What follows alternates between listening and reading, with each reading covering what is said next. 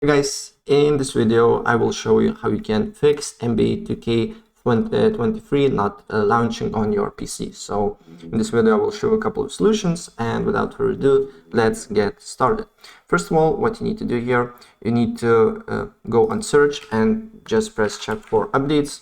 Just write check for updates and make sure your operating system do not have any updates here. So press check for updates, and if there is an update for you, please download, install, and restart your computer.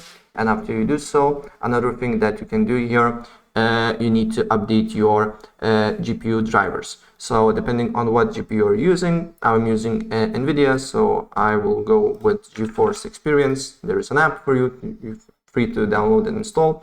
And if you're using AMD, there is an app as well. So what you need to do here, you need to go to drivers, press check for updates, and download the latest drivers, right? And restart your computer and see if the problem persists or not. And if the problem persists, then another thing that you can do here, you can verify integrity of the game files. So maybe you have some corrupted files.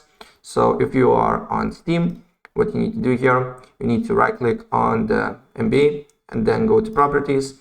Then go to updates, not updates, local files, and then press verify integrity of the game files. And after it's done, try to run the game. And if the problem persists, then another thing that you can do here is to run NBA as an administrator.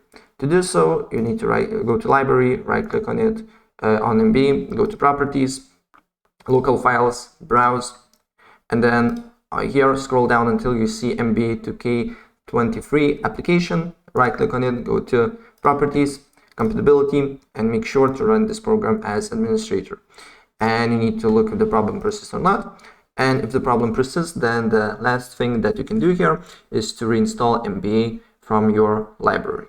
So what you need to do here, you need to just go to manage and uninstall the app or the game, and then install it again and see if the problem persists or not.